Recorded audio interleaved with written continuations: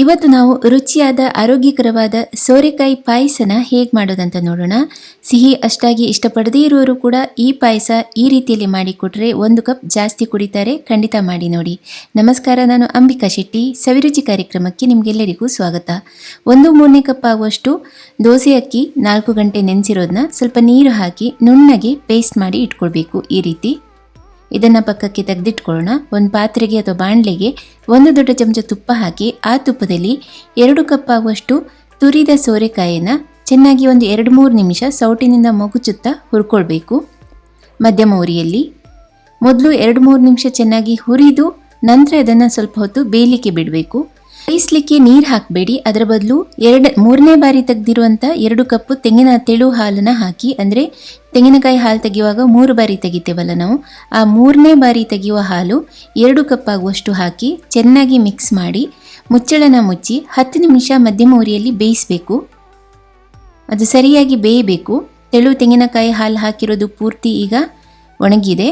ಈಗ ಇದಕ್ಕೆ 3/4 ಕಪ್ ಆಗುವಷ್ಟು ಬೆಲ್ಲ ಹಾಕ್ತಾ ಇದ್ದೇನೆ. ಬೆಲ್ಲದಲ್ಲಿ ಕಸ ಇಲ್ಲ, ಕ್ಲೀನಾಗಿದೆ ಅನ್ನೋದು ಗೊತ್ತಿರೋದಕ್ಕೋಸ್ಕರ ಡೈರೆಕ್ಟಾಗಿ ಹಾಕ್ತಾ ಇದ್ದೇನೆ.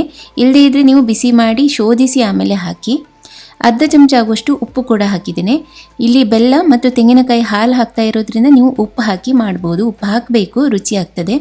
ನಂತರ ಚೆನ್ನಾಗಿ ಅದು ಬೆಲ್ಲ ಕರಗಿ ಆದಮೇಲೆ ನಾವು ರುಬ್ಬಿಟ್ಕೊಂಡಂಥ ಅಕ್ಕಿ ಹಿಟ್ಟನ್ನು ಹಾಕಿ ಚೆನ್ನಾಗಿ ಒಮ್ಮೆ ತಿರುಗಬೇಕು. ಗಟ್ಟಿ ಆಗಲಿಕ್ಕೆ ಬಿಡಬಾರ್ದು, ತಳ ಹಿಡಿಲಿಕ್ಕೆ ಬಿಡಬಾರ್ದು. ಈಗ 1 ಕಪ್ ಆಗುವಷ್ಟು ಅದೇ ಮಿಕ್ಸಿ ಜಾರಿಗೆ ನೀರನ್ನು ಹಾಕಿದ್ದೇನೆ. ಚೆನ್ನಾಗಿ ಮಿಕ್ಸ್ ಮಾಡ್ಕೊಳ್ತಾ ಇದ್ದೇನೆ. ನಂತರ 1 ಕಪ್ ಆಗುವಷ್ಟು ತೆಳು ತೆಂಗಿನಕಾಯಿ ಹಾಲು 2ನೇ ಬಾರಿ ತೆಗೆದಿರೋದನ್ನ ಹಾಕಿದ್ದೇನೆ. ಮತ್ತೆ ಪುನಃ ಚೆನ್ನಾಗಿ ಮಿಕ್ಸ್ ಮಾಡ್ಕೊಳ್ಬೇಕು. ಒಂದು 3-4 ನಿಮಿಷ ಮತ್ತೆ ಪುನಃ ಕುದಿಸಬೇಕು. ಇಲ್ಲಿ ಸೋರೆಕಾಯಿ ಚೆನ್ನಾಗಿ ಬೆಂದಾಗಿದೆ. ಇಲ್ಲಿ 2-3 ನಿಮಿಷ ಚೆನ್ನಾಗಿ ಕುದಿಸಿ ಇದನ್ನು ಕೊನೆಯಲ್ಲಿ ಚೆನ್ನಾಗಿ ಮಿಕ್ಸ್ ಮಾಡಿಕೊಂಡು ದಪ್ಪ ತೆಂಗಿನಕಾಯಿ ಹಾಲನ್ನು ಹಾಕಬೇಕು. ತೆಳು 3ನೇ ಬಾರಿ ತೆಗೆದ ಹಾಲನ್ನು ಹಾಕಿದಾಗನೇ ಸೋರೆಕಾಯಿ ಚೆನ್ನಾಗಿ ಬೇಯಿಸ್ಕೊಂಡಾಗಿದೆ. ಬೆಲ್ಲ ಹಾಕಿ ಕರಗಿ ಆದಮೇಲೆ ತೆಳು ಹಾಲು ಹಾಕಿ ಕುದಿಸಿ ಆದಮೇಲೆ ಕೊನೆಯಲ್ಲಿ 1.5 ಕಪ್ ಆಗುವಷ್ಟು ದಪ್ಪ ತೆಂಗಿನಕಾಯಿ ಹಾಲು, ಅಂದರೆ ಮೊದಲನೇ ಬಾರಿ ತೆಗೆಯುವ ತೆಂಗಿನ ಹಾಲನ್ನು ಹಾಕಿದ್ದೇನೆ. ಚೆನ್ನಾಗಿ ಮಿಕ್ಸ್ ಮಾಡಿಕೊಳ್ಬೇಕು. ದಪ್ಪ ತೆಂಗಿನಕಾಯಿ ಹಾಲು ಹಾಕಿದ ಮೇಲೆ ಮತ್ತೆ 2-3 ನಿಮಿಷ ಸಣ್ಣ ಉರಿಯಲ್ಲಿ ಕುದಿಸ್ಕೊಂಡ್ರೆ ಸಾಕು. ನೋಡಿ, ಈ ಹದಕ್ಕೆ ಬಂದಿದೆ. ತುಂಬ ರುಚಿಯಾಗಿ ಬರ್ತಿದೆ. ನೀವು ಮಾಡಿ ನೋಡಲೇಬೇಕು. ಕೊನೆಯಲ್ಲಿ 1 ದೊಡ್ಡ ಚಮಚ ತುಪ್ಪದಲ್ಲಿ 2 ದೊಡ್ಡ ಚಮಚ ಆಗುವಷ್ಟು ಸಣ್ಣಗೆ ತುಂಡು ಮಾಡ್ಕೊಂಡಿರುವಂಥ ಗೋಡಂಬಿನ ಹಾಕಿ ಚೆನ್ನಾಗಿ ಗರಿ ಆಗೋ ತನಕ ಹುರಿದಿರೋದನ್ನು ಪಾಯಸಕ್ಕೆ ಹಾಕಿದ್ದೇನೆ. ಜೊತೆಗೆ 1/4 ಚಮಚ ಏಲಕ್ಕಿ ಪುಡಿ ಕೂಡ ಇಲ್ಲಿ ಹಾಕಿದ್ದೇನೆ. ಹಾಕಿರುವ ಪಾರ್ಟ್ ಇಲ್ಲಿ ಮಿಸ್ ಆಗಿದೆ. ಏಲಕ್ಕಿ ಪುಡಿ ಮತ್ತು ತುಪ್ಪದಲ್ಲಿ ಹುರಿದಂಥ ಗೋಡಂಬಿ ಹಾಕಿ ಚೆನ್ನಾಗಿ ಮಿಕ್ಸ್ ಮಾಡ್ಕೊಳ್ತಾ ಇದ್ದೇನೆ.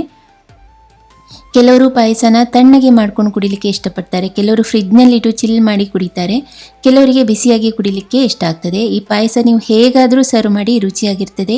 ಇನ್ನೊಂದು ರುಚಿಯಾದ ಅಡುಗೆ ವಿಧಾನದೊಂದಿಗೆ ಮತ್ತೆ ಬರ್ತೇನೆ. ನಿಮ್ಮ ದಿನ ಶುಭವಾಗಿರಲಿ. ಧನ್ಯವಾದಗಳು.